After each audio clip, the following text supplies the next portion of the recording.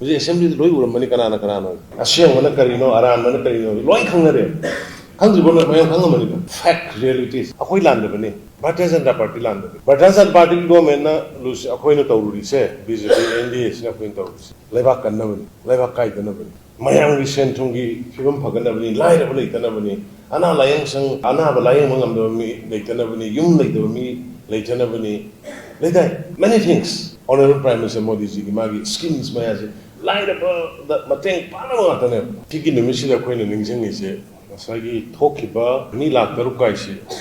ꯃꯅꯤꯄꯨꯔꯒꯤ ꯃꯇꯝꯗꯨꯒꯤꯗꯤ hall population ꯐꯥꯎ ꯌꯧꯗꯦ ꯑꯩꯈꯣꯏꯅ ꯚꯥꯔꯠꯇ ꯃꯔꯖ ꯇꯧꯔꯤꯁꯤ ꯂꯥꯛ 5,23,000 ꯈꯛꯇꯅꯤ ꯃꯔꯖ ꯇꯧꯕꯗ ꯑꯩꯈꯣꯏꯒꯤ ꯇꯣꯇꯦꯜ ꯄꯣꯄꯨꯂꯦꯁꯟ ꯑꯗꯣ ꯌꯥꯝꯅ ꯁꯥꯊꯤꯅ ꯊꯣꯛꯈꯤꯕꯗꯨ ꯋꯤꯛꯅꯦꯁ ꯑꯣꯐ ꯗ ꯂꯤꯗꯔ ꯃꯇꯝꯗꯨꯒꯤ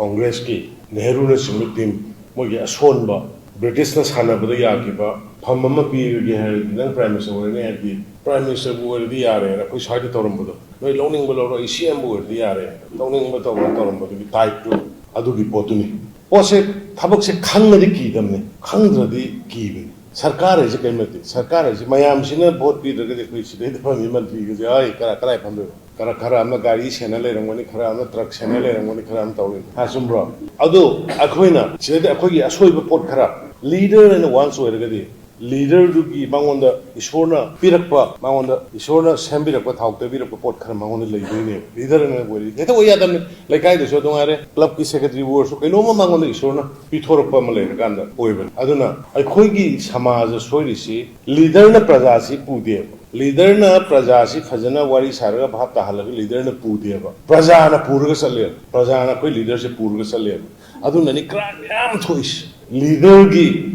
ꯔꯦꯁꯄꯦꯛ ꯂꯩꯇꯦ ꯑꯩꯈꯣꯏꯗ ꯂꯤꯗꯔꯅꯁꯨ ꯃꯗꯨꯒꯤ ꯃꯥ ꯑꯩ ꯂꯤꯗꯔ ꯑꯣꯏꯕꯒꯤ ꯍꯦ ꯑꯩꯅ ꯍꯥꯏꯁꯦ ꯇꯥꯎꯅꯦ ꯁꯤꯅꯤꯅꯦ ꯑꯁꯤ ꯀꯟꯚꯤꯟꯁ ꯇꯧꯅꯕ ꯍꯣꯠꯅꯗꯣꯏ ꯑꯅꯤꯗꯨꯒꯤ ꯒꯦꯞꯅꯤ ꯑꯩꯅ ꯎꯖꯕꯗ ꯑꯗꯨꯅ ꯍꯧꯖꯤꯛꯇꯤ ꯚꯥꯞ ꯇꯥꯔꯛꯑꯦ ꯂꯣꯏꯅ ꯚꯥꯔꯠꯀꯤ ꯊꯣꯛꯈꯤꯕ ꯌꯥꯝ ꯅꯨꯡꯉꯥꯏꯇꯕ ꯄꯣꯠꯅꯤ ꯃꯌꯥꯝꯅ ꯋꯥꯔꯤ ꯂꯣꯏꯅ ꯈꯪꯉꯦ ꯕ꯭ꯔꯤꯇꯤꯁꯀꯤ ꯀꯣꯛꯁꯦ ꯌꯥꯝ ꯐꯠꯇꯒꯦꯕꯀꯣ ꯁꯥꯊꯤꯈ꯭ꯔꯕ ꯕ꯭ꯔꯤꯇꯤꯁꯅꯦ ꯉꯁꯤ ꯃꯅꯤꯄꯨꯔꯗ ꯊꯣꯛꯏꯕꯁꯤ ꯃꯣꯏꯒꯤ ꯈꯨꯠ ꯃꯣꯏꯅ ꯊꯥꯔꯝꯕ ꯆꯥꯔꯅꯦ ꯑꯗꯨꯗꯩꯗ ꯃꯣꯏꯒꯤ ꯃꯇꯨꯡꯗ ꯑꯗꯨꯝ ꯀꯣꯡꯒ꯭ꯔꯦꯁꯅ ꯑꯗꯨꯝ ꯏꯟꯈꯤꯕ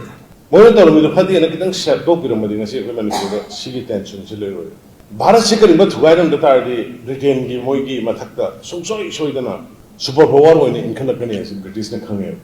ꯑꯗꯨꯅꯅꯦꯕ ꯊꯨꯒꯥꯏꯔꯝꯃꯤꯁꯤ ꯑꯗꯨꯕꯨ ꯍꯧꯖꯤꯛ ꯊꯨꯒꯥꯏꯔꯕ ꯐꯥꯎꯕꯗ ꯏꯟꯗꯤꯄꯦꯟꯗꯦꯟ ꯃꯨꯚꯃꯦꯟꯠꯒꯤ ꯃꯇꯝ ꯃꯍꯥꯠꯃꯥ ꯒꯥꯟꯙꯤꯅ ꯂꯨꯆꯤꯡꯕ ꯁꯩꯗꯒ꯭ꯔꯍ ꯇꯧꯕ ꯑꯗꯨꯒ ꯑꯖꯥꯗ ꯍꯤꯟꯗ ꯐꯧꯖ ꯅꯦꯇꯥꯖꯤ ꯁꯨꯚꯥꯁ ꯆꯟꯗ꯭ꯔꯅ ꯁꯦꯝꯒꯠꯂꯛꯄ ꯕ꯭ꯔꯤꯇꯤꯁꯇꯒꯤ ꯚꯥꯔꯠ ꯅꯤꯡꯈꯥ ꯇꯝꯅꯕ ꯍꯣꯠꯅꯔꯛꯈꯤꯕ ꯁ꯭ꯇ꯭ꯔꯒꯜꯁꯤꯡꯗ ꯃꯨꯁꯂꯤꯝꯒ ꯀꯩꯅꯣꯒ ꯍꯤꯟꯗꯨꯒ ꯈꯠꯅꯈꯤꯕꯅꯤ ꯑꯩ ꯇꯥꯈꯤꯗꯦ ꯃꯆꯥ ꯃꯆꯥ ꯄꯣꯀꯦꯠꯇ ꯈꯔ ꯃꯣꯏꯅ ꯏꯟꯁꯤꯟꯕꯗ ꯂꯩꯔꯒꯁꯨ ꯑꯗꯨꯕꯨ ꯑꯗꯨꯒꯤ ꯑꯄꯨꯟꯕ ꯄꯣꯠꯇꯣ ꯊꯨꯒꯥꯏꯔꯝꯃ ꯀꯥꯟꯗ ꯑꯩꯈꯣꯏꯁꯤ ꯚꯥꯔꯠꯁꯤ ꯃꯁꯥ ꯁꯣꯜꯍꯟꯅꯕ ꯍꯣꯠꯅꯔꯝꯕꯅꯤ ꯁꯣꯟꯁꯨ ꯁꯣꯜꯂꯝꯃꯤꯗꯅ ꯄ꯭ꯔꯥꯏꯝ ꯃꯤꯅꯤꯁꯇꯔ ꯑꯣꯏꯔꯝꯕ ꯁꯤꯡꯗꯨ ꯑꯩꯅ ꯁꯨꯝ ꯈꯟꯕꯗ ꯃꯃꯤꯡ ꯃꯊꯥꯗꯤ ꯄꯟꯅꯤꯡꯗꯦ ꯀꯣꯡꯒ꯭ꯔꯦꯁꯀꯤ ꯂꯩꯔꯝꯕꯁꯤꯡꯁꯤ ꯑꯗꯨꯝ ꯌꯥꯝꯅ ꯃꯑꯣꯡ ꯑꯃꯗ ꯃꯁꯥꯒꯤ ꯗꯤꯁꯤꯖꯟ ꯂꯩꯕꯥꯛꯁꯤꯒꯤ ꯑꯣꯏꯕ ꯇꯣꯉꯥꯟꯕ ꯁ꯭ꯇꯦꯟ ꯂꯧꯕ ꯉꯝꯗꯕꯗꯧꯅ ꯂꯩꯔꯝꯃꯦ ꯍꯥꯏꯖꯔꯤꯕ ꯍꯧꯖꯤꯛꯇꯤ ꯌꯦꯡꯉꯣꯅ ꯑꯩꯈꯣꯏ ꯄ꯭ꯔꯥꯏꯝ ꯃꯤꯅꯤꯁꯇꯔꯁꯤꯅ ꯇꯧꯔꯤꯕ ꯃꯥꯒꯤ ꯁ꯭ꯇꯦꯟꯁ ꯁꯝꯇꯥꯏꯝꯁ ꯑꯩꯗꯤ ꯉꯛꯄꯅꯦ ꯄꯥꯋꯔꯐꯨꯜ ꯑꯣꯏꯈ꯭ꯔꯕ ꯑꯃꯦꯔꯤꯀꯥꯒꯤ ꯅꯦꯇꯣꯒꯤ ꯑꯦꯂꯥꯏꯟꯁ ꯆꯥꯎꯅ ꯂꯩꯈ꯭ꯔꯕ ꯄ꯭ꯔꯤꯊꯤꯕꯤꯒꯤ ꯑꯦꯀꯣꯅꯣꯃꯤꯁꯤ 70-80% ꯃꯣꯏ ꯄꯥꯏ ꯃꯁꯤꯗꯩꯗ ꯃꯣꯏꯒ ꯆꯠꯃꯤꯟꯅꯕꯒꯤ ꯃꯍꯨꯠꯇ ꯔꯁꯤꯌꯥ ꯇꯣꯉꯥꯟꯅ ꯏꯟꯊꯣꯛꯑꯒ ꯊꯝꯕ ꯔꯁꯤꯌꯥꯁꯤꯗꯩꯗ ꯇꯧꯔꯀꯥꯟꯗ ꯔꯁꯤꯌꯥꯗꯒꯤ ꯊꯥꯎ ꯂꯩꯅꯤ ꯑꯩꯈꯣꯏ ꯔꯁꯤꯌꯥꯒ ꯅꯣꯏ ꯍꯥꯏꯔꯁꯨ ꯅꯋꯥ ꯂꯧꯗꯦ ꯀꯥꯏꯅ ꯁ꯭ꯇꯦꯟ ꯑꯃ ꯂꯦꯞꯄ ꯉꯝꯃꯛꯏꯁꯦ ꯃꯁꯤꯒꯤ ꯁ꯭ꯄꯤꯔꯤꯠ ꯑꯗꯣ ꯃꯁꯤ ꯃꯁꯥꯛ ꯌꯥꯎꯗꯅꯗꯤ ꯌꯥꯄꯣꯠꯇꯦ ꯃꯥꯅ ꯄꯨꯝꯅꯃꯛꯁꯦ ꯁꯦꯝꯈ꯭ꯔꯕꯅꯦ ꯑꯩꯈꯣꯏꯒꯤ ꯂꯩꯔꯤꯕ ꯑꯦꯀꯣꯅꯣꯃꯤ ꯑꯦꯛꯁꯄꯣꯔꯠ ꯑꯗꯒꯤ ꯑꯩꯈꯣꯏꯒꯤ ꯂꯩꯔꯤꯕ ꯄ꯭ꯔꯗꯛꯁꯟ ꯃꯌꯥꯝ ꯁꯤꯒꯤ ꯃꯌꯥꯝꯁꯦ ꯂꯣꯏꯅ ꯃꯥꯅ ꯁꯦꯝꯕ ꯂꯣꯏꯔꯀꯥꯟꯗꯅꯦꯕ ꯃꯥꯅ ꯋꯦꯁꯇꯔꯟ ꯀꯟꯇ꯭ꯔꯤ ꯐꯥꯏꯠ ꯇꯧꯔꯛꯏꯁꯦ ꯀꯩꯅꯣꯅꯒ ꯑꯩꯈꯣꯏꯒꯤ ꯖयशंकर ꯑꯦꯛꯁꯇꯔꯅꯦꯜ ꯑꯦꯐꯤꯌꯔꯁ ꯃꯤꯅꯤꯁꯇꯔꯅꯒ ꯉꯥꯡꯕ ꯇꯥꯕꯗ ꯑꯩꯗꯤ ꯑꯁ ꯅꯨꯡꯉꯥꯏꯈꯔꯦ ꯅꯍꯥꯟꯋꯥꯏ ꯅꯣꯏꯒꯤ ꯌꯨꯔꯣꯄꯤꯌꯟ ꯀꯟꯇ꯭ꯔꯤꯒꯤ ꯃꯣꯏꯅ ꯍꯥꯏꯕꯗꯣ ꯄ꯭ꯔꯤꯊꯤꯕꯤꯒꯤ ꯂꯣ ꯑꯣꯏꯒꯗꯕꯅꯤ ꯀꯥꯏꯅ ꯇꯧꯕꯗꯨ ꯚꯥꯔꯠꯇꯗꯤ ꯌꯥꯔꯔꯣꯏ ꯀꯥꯏꯅ ꯐꯖꯅ ꯍꯥꯏꯕ ꯑꯗꯨꯅ ꯑꯩ ꯃꯇꯝ ꯁꯥꯡꯅ ꯂꯧꯔꯣꯏꯒꯦ ꯉꯁꯤ ꯑꯩ ꯌꯥꯝ ꯅꯨꯡꯉꯥꯏꯕꯁꯤ ꯑꯩꯈꯣꯏꯁꯤ ꯁꯤ ꯑꯣꯐꯤꯁꯀꯁꯤꯕꯨ ꯂꯩꯔꯝꯒꯗ꯭ꯔꯥ ꯂꯩꯔꯝꯃꯣꯏꯗ꯭ꯔꯥꯅ ꯅꯣꯡꯉꯥꯟꯕꯁꯤꯗꯀꯣ ꯋꯥꯅ ꯂꯦꯜꯂꯤ ꯋꯥꯅ ꯈꯥꯡꯈꯤ ꯆꯍꯤ ꯑꯃ ꯃꯈꯥꯏꯁꯤ ꯁꯥꯊꯤꯅ ꯋꯥꯅ so many things ꯑꯗꯨꯕꯨ ꯀꯜꯂꯦ ꯑꯗꯣ ꯉꯁꯤꯗꯤ ꯑꯩꯅ ꯃꯌꯥꯝꯅ ꯍꯪꯅꯤꯡꯕ ꯑꯃ ꯂꯩ ꯑꯩꯒꯤ ꯀꯥꯔꯤꯀꯔꯥ ꯃꯌꯥꯝꯅ ꯑꯩꯈꯣꯏꯒꯤ ꯑꯣꯐꯤꯁꯁꯦ ꯁꯤꯗꯒꯤꯗꯤ ꯄꯨꯂꯤꯁ CRPF ꯃꯃꯤꯡꯒꯤ ꯑꯣꯏꯅ ꯉꯥꯛꯁꯅꯨ ꯑꯗꯨꯒ ꯑꯩꯈꯣꯏꯒꯤ ꯑꯣꯐꯤꯁ ꯊꯨꯒꯥꯏꯒꯦ ꯅꯠꯇ꯭ꯔꯒꯅ ꯑꯣꯐꯤꯁꯁꯦ ꯑꯦꯛꯁꯟ ꯇꯧꯒꯦ ꯀꯥꯏꯅ ꯂꯥꯛꯄꯁꯤꯗꯤ ꯑꯩꯈꯣꯏ ꯑꯣꯏꯅ ꯊꯦꯡꯅꯁꯤꯅꯦ ꯊꯣꯛ ꯌꯥꯕ꯭ꯔꯥ ꯃꯔꯝꯗꯤ ꯑꯩꯅ ꯃꯁꯤ ꯍꯥꯏꯔꯤꯁꯤ ꯀꯩꯒꯤꯅꯣ ꯍꯥꯏꯀꯥꯟꯗ ꯃꯣꯏꯁꯨ ꯃꯤꯅꯦ ꯑꯩꯈꯣꯏꯁꯨ ꯃꯤꯅꯦ ꯍꯧꯖꯤꯛ ꯑꯦꯁꯦꯝꯕ꯭ꯂꯤꯗ ꯂꯣꯏ ꯎꯔꯝꯕꯅꯤ ꯀꯅꯥꯅ ꯀꯅꯥꯅꯣ ꯑꯁꯦꯡꯕꯅ ꯀꯔꯤꯅꯣ ꯑꯔꯥꯟꯕꯅ ꯀꯔꯤꯅꯣ ꯂꯣꯏ ꯈꯪꯅꯔꯦ ꯈꯪꯗ꯭ꯔꯤꯕ ꯃꯌꯥꯝ ꯈꯪꯉꯝꯃꯅꯤꯀꯣ ꯐꯦꯛ ꯔꯤꯌꯦꯂꯤꯇꯤꯁ ꯑꯩꯈꯣꯏ ꯂꯥꯟꯗꯕꯅꯤ ꯚꯥꯔꯇꯤꯌꯥ ꯖꯅꯇꯥ ꯄꯥꯔꯇꯤ ꯂꯥꯟꯗꯕꯅꯤ ꯚꯥꯔꯇꯤꯌꯥ ꯖꯅꯇꯥ ꯄꯥꯔꯇꯤꯒꯤ ꯒꯣꯔꯃꯦꯟꯅ ꯑꯩꯈꯣꯏꯅ ꯇꯧꯔꯨꯔꯤꯁꯦ BJP NDAꯁꯤꯅ ꯑꯩꯈꯣꯏꯅ ꯇꯧꯔꯤꯁꯦ ꯂꯩꯕꯥꯛ ꯀꯟꯅꯕꯅꯤ ꯂꯩꯕꯥꯛ ꯀꯥꯏꯗꯅꯕꯅꯤ ꯃꯌꯥꯝꯒꯤ ꯁꯦꯟ ꯊꯨꯝꯒꯤ ꯐꯤꯕꯝ ꯐꯒꯠꯅꯕꯅꯤ ꯂꯥꯏꯔꯕ ꯂꯩꯇꯅꯕꯅꯤ ꯑꯅꯥ ꯂꯥꯏꯌꯦꯡꯁꯪ ꯑꯅꯥꯕ ꯂꯥꯏꯌꯦꯡꯕ ꯉꯝꯗꯕ ꯃꯤ ꯂꯩꯇꯅꯕꯅꯤ ꯌꯨꯝ ꯂꯩꯇꯕ ꯃꯤ ꯂꯩꯇꯅꯕꯅꯤ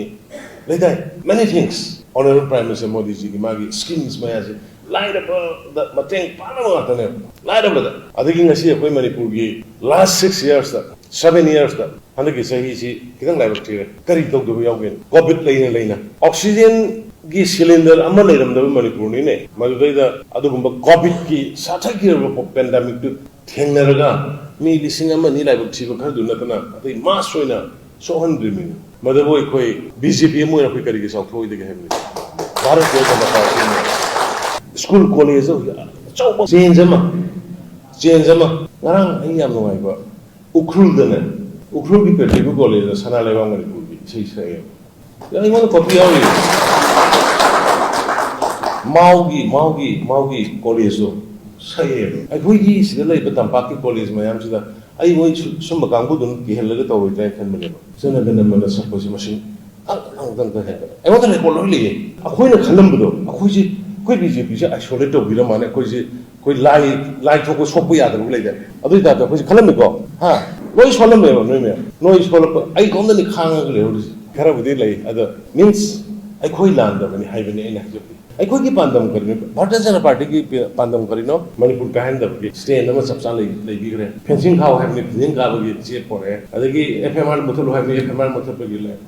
ꯂꯩꯔꯦ ꯑꯗꯒꯤ ꯃꯤꯇꯣꯞ ꯈꯟꯗꯣꯛ ꯍꯥꯏꯕꯅꯤ ꯕꯥꯏꯑꯣꯃꯦꯇ꯭ꯔꯤꯛ ꯂꯧꯗꯨꯅ ꯈꯟꯗꯣꯛꯄ ꯍꯧꯕꯒꯤ ꯄ꯭ꯔꯣꯁꯦꯁ ꯂꯩꯔꯦ ꯑꯗꯒꯤ ꯑꯩꯈꯣꯏꯒꯤ ꯁꯨ ꯂꯧꯊꯣꯛꯑꯣ ꯍꯧꯖꯤꯛ ꯁꯥꯡꯊꯣꯔꯛꯇ꯭ꯔꯦ ꯂꯣꯏꯔꯦ ꯑꯗꯨ ꯅꯍꯥꯟ ꯉꯥꯡꯉꯤ ꯃꯌꯥꯝꯗꯨ ꯎꯕ꯭ꯔꯥ ꯁꯨ ꯂꯧꯊꯣꯛꯑꯣ ꯍꯥꯏꯔꯒ ꯑꯃꯨꯛ ꯍꯤꯡꯉꯤ ꯃꯣꯏ ꯑꯩꯅ ꯑꯦꯁꯦꯝꯕ꯭ꯂꯤꯗ ꯈꯨꯝꯃꯣꯏꯗꯨꯗꯤ ꯑꯩꯅ ꯍꯥꯏꯗꯣꯏꯁꯤꯅꯦꯕ ꯑꯩꯈꯣꯏꯅ ꯉꯁꯤꯒꯤ ꯊꯣꯛꯏꯕ ꯊꯧꯗꯣꯛꯁꯦ ꯑꯩꯈꯣꯏꯅ ꯗ꯭ꯔꯒ ꯊꯤꯡꯉꯨꯕ ꯋꯥꯔꯣꯟ ꯗ꯭ꯔꯒ ꯇꯧꯔꯨꯕ ꯄꯣꯄꯤ ꯌꯥꯟꯊꯠꯂꯨꯕ ꯑꯗꯨꯒ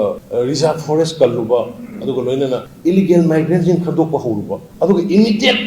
ꯏꯃꯤꯗꯤꯌꯦꯠ ꯀꯣꯖꯅ ꯍꯥꯏ ꯀꯣꯔꯠꯀꯤꯗꯨꯅ ꯑꯣꯏꯕꯅꯤꯅ ꯍꯥꯏꯕꯅꯦꯕ ꯔꯦꯀꯣꯔꯗꯤꯡ ꯂꯩꯕꯅꯦꯕꯗꯣ ꯑꯗꯨꯒ ꯍꯦꯛꯇ ꯊꯣꯛꯑꯒ ꯍꯣꯔꯦꯟ ꯑꯃ ꯍꯥꯏ ꯍꯌꯦꯡ ꯑꯃ ꯍꯥꯏ ꯇꯧꯔꯒ ꯍꯦꯛꯇ ꯁꯟꯗꯣꯛꯄ ꯉꯝꯃꯤ ꯇꯥꯃꯣꯕꯨꯗꯤ ꯅꯨꯡꯁꯤꯗ꯭ꯔꯦ ꯌꯦꯡꯉꯣ ꯑꯁꯥꯝ ꯔꯥꯏꯐꯜꯅ ꯆꯪꯗꯦ ꯍꯥꯏꯌꯦꯅ ꯈꯨꯝꯃꯤ ꯑꯗꯨꯅ ꯀꯨꯏꯅ ꯑꯗꯨꯃꯥꯏꯅ ꯃꯇꯨꯡ ꯏꯟꯅꯔꯝꯃꯗꯤꯕ ꯑꯩꯈꯣꯏ ꯈꯤꯇꯪ ꯉꯟꯅ ꯊꯣꯛꯑꯣꯏ ꯐꯔꯦ ꯑꯩꯗꯤ MLA ꯑꯣꯏꯅ ꯅꯤꯡꯁꯤꯡꯕꯤꯌꯨ MLA ꯑꯣꯏꯅ ꯕꯤꯁ꯭ꯋꯖꯤꯠ ꯃꯥꯂꯣꯝꯒꯤ RK ꯑꯅꯟꯒꯤ ꯑꯗꯨꯗꯩꯗ ꯐꯪꯁꯟ ꯑꯃ ꯇꯧꯕꯗ ꯗ꯭ꯔꯥꯏꯚꯔ ꯁꯤꯜꯂꯁꯦ ꯅꯠꯇ꯭ꯔꯗꯤ ꯗ꯭ꯔꯥꯏꯚꯔ ꯁꯤꯟꯗ꯭ꯔꯗꯤ ꯑꯩꯈꯣꯏ ꯒꯨꯔꯨꯡ ꯆꯠꯂꯅꯤꯅ ꯑꯩꯗꯤ MLA ꯑꯣꯏꯅ ꯂꯥꯎꯈꯤꯕꯅꯦꯀꯣ ꯑꯗꯨꯒꯤ ꯈꯕꯔ ꯂꯩꯕꯅꯦ ꯑꯗꯨꯒ ꯑꯩꯅ 2013ꯗ ꯑꯩꯅ ꯇ꯭ꯋꯤꯠ ꯇꯧꯕꯗꯣ ꯀꯔꯝꯍꯥꯏꯅ ꯇꯧꯕꯅꯣ ꯁꯤꯒꯤ ꯁꯗꯔ ꯍꯤꯜꯁꯀꯤ ꯁꯨꯃꯥꯏꯅ ꯑꯩꯈꯣꯏ ꯃꯌꯥꯝ ꯇꯝꯄꯥꯛꯁꯤ ꯀꯣꯏꯁꯤꯜꯂꯒ ꯇꯧꯔꯤꯅꯣꯅ 2013ꯗ ꯉꯁꯤꯗꯒꯤ ꯆꯍꯤ 13 ꯃꯃꯥꯡꯗ ꯑꯩꯅ ꯇꯧꯕ ꯇ꯭ꯋꯤꯠꯇꯣ ꯑꯗꯨꯅꯤ ꯉꯔꯥꯡꯒꯤ ꯑꯦꯁꯦꯝꯕ꯭ꯂꯤꯗ ꯇꯧꯅꯔꯤꯁꯦ ꯑꯗꯨ ꯑꯩꯈꯣꯏꯒꯤ ꯃꯤꯆꯪ ꯑꯃ ꯊꯣꯛꯂꯛꯑꯦ ꯉꯔꯥꯡ ꯃꯥꯗꯤ ꯑꯆꯨꯝꯕ ꯈꯪꯂꯛꯑꯕꯗꯣ ꯗꯤꯁꯇ꯭ꯔꯤꯛꯁꯤꯗꯤ ꯑꯍꯤꯡ ꯑꯃꯗ ꯌꯥꯠꯄ ꯑꯣꯏꯔꯝꯃꯤꯅꯦ ꯁꯤꯗꯤ ꯗꯤꯁꯇ꯭ꯔꯤꯛꯁꯤꯗꯤ ꯀꯥꯡꯄꯣꯛꯄꯤꯒꯁꯤꯗꯤ ꯂꯣꯏꯔꯦꯅꯦ ꯁꯤꯗꯤ CMꯒꯤꯗꯨ ꯆꯨꯝꯕ ꯂꯥꯟꯕꯒꯅꯤ ꯃꯥꯏꯗꯨ ꯆꯨꯝꯃꯤꯗ ꯍꯥꯏꯒꯠꯄ ꯍꯧꯔꯦ ꯑꯩꯈꯣꯏꯅ ꯂꯩꯕꯥꯛꯀꯤ ꯃꯥꯡꯅꯅꯕ ꯃꯥꯅ ꯁꯤꯃ ꯄꯤꯊꯣꯛꯑꯝꯃꯦ ꯃꯥꯅ ꯁꯤꯒꯤ ꯄꯩꯁꯥꯁꯤꯃ ꯆꯥꯊꯣꯛꯑꯝꯃꯦ ꯃꯥꯒꯤ ꯁꯤꯒꯤ ꯃꯤꯁꯤꯒꯤ ꯃꯥꯡꯅꯅꯕ ꯁꯤꯃ ꯇꯧꯔꯝꯃꯦ ꯍꯥꯏꯕꯗꯤ ꯌꯥꯔꯦꯕ ꯑꯩꯈꯣꯏ ꯑꯗꯨ ꯁꯨꯃꯟ ꯅꯠꯇꯕꯗ ꯂꯩꯕꯥꯛꯀꯤ ꯈꯔ ꯇꯧꯕꯁꯤꯗꯕꯨ ꯁꯨꯛ ꯊꯤ ꯆꯩꯔꯗꯤ ꯀꯗꯥꯏꯗꯒꯤ ꯑꯩꯈꯣꯏ ꯑꯣꯏꯕ ꯍꯤꯡꯕꯅꯤ ꯀꯩꯅꯣ ꯈꯨꯠꯆꯩ ꯑꯃꯅꯤꯅꯦ ꯑꯗꯨꯅꯕ ꯑꯩꯈꯣꯏ ꯀꯟꯗꯕ ꯌꯥꯔꯣꯏ ꯑꯩꯈꯣꯏ ꯌꯨꯅꯤꯇꯤ ꯂꯩꯇꯕ ꯌꯥꯔꯣꯏ ꯑꯗꯨꯅ ꯑꯩꯅ ꯉꯁꯥꯏ ꯑꯩꯅ ꯍꯥꯏꯕ ꯂꯣꯏꯁꯤꯟꯖꯔꯛꯄꯗ ꯌꯣꯡꯖꯥꯎ ꯑꯃꯅꯤ ꯈꯔꯅ ꯖꯪꯒꯜ ꯂꯥꯡꯍꯜꯂꯒ ꯋꯥꯎꯅ ꯌꯥꯝ ꯂꯩꯕꯗꯧ ꯇꯧꯕꯗ ꯃꯣꯏ 2-3 ꯈꯛꯇꯪ ꯉꯥꯏꯔꯝꯃꯦ ꯃꯅꯤꯄꯨꯔꯒꯤ ꯄ꯭ꯔꯖꯥ ꯄꯨꯝꯕ ꯍꯧꯖꯤꯛ ꯑꯩꯈꯣꯏꯒ ꯂꯩꯒꯅꯤ ꯊꯥꯖꯕꯤꯌꯨ ꯍꯧꯖꯤꯛ ꯂꯣꯏꯅ ꯌꯦꯡꯕꯤꯌꯨ ꯃꯌꯥꯝꯒꯤ ꯃꯨꯚꯃꯦꯟ ꯉꯁꯤꯒ ꯂꯥꯛꯏꯕ ꯑꯗꯒꯤ ꯀꯣꯂꯦꯖꯗ ꯇꯧꯔꯤꯕ ꯐ꯭ꯂꯦꯛ ꯄꯥꯏꯗꯅ ꯇꯧꯔꯛꯏꯕ ꯔꯦꯂꯤ ꯆꯠꯂꯤꯕ ꯃꯌꯥꯝꯁꯤꯒꯤ ꯏꯟꯚꯣꯜꯚꯃꯦꯟꯁꯦ ꯁꯤꯅ ꯇꯥꯛꯄꯗꯤ MP ꯏꯂꯦꯛꯁꯟꯒꯤꯗꯣ ꯑꯩꯈꯣꯏꯅ खितंग मपान थोको वालहौरे अखोइना मयाम एंगेज तौब खितंग वालहौरे अखोइ खितंग निंगहनरगा खितंग हंतक लैरुरे खितंग कीरुरे अदुननि अदुना लोसिनजरपदा लैबाक सेममसि लैबाक सेमबदा प्रजा यावरबनिको अदु मयाम पुनमक अखोइ कनखछि अखोइ सोंधरगदि मिने खुनोंजाब लौगिने अखोइ सोंधरबा यादे नाबा यादे अखोइ खितंग सोंधरबदा मिने खुनोंजाब लौदगि गायरगा लै अदु हुजि ममांगा MP अनि काखिबजे ai साथैनबा अदु यंगो निंगथौ महाराजना मणिपुर भवनदा अथौबसिंग टिकेट कनो कर लै कलगा लै माना केरलादा फिल्म फेस्टिवल यावले अदु मरेबा निंगबगदि याम सारगा ngangiba तौरिबा थबक डॉक्टर कुना थुत मवासु लोगे आई पुनो को कोनजले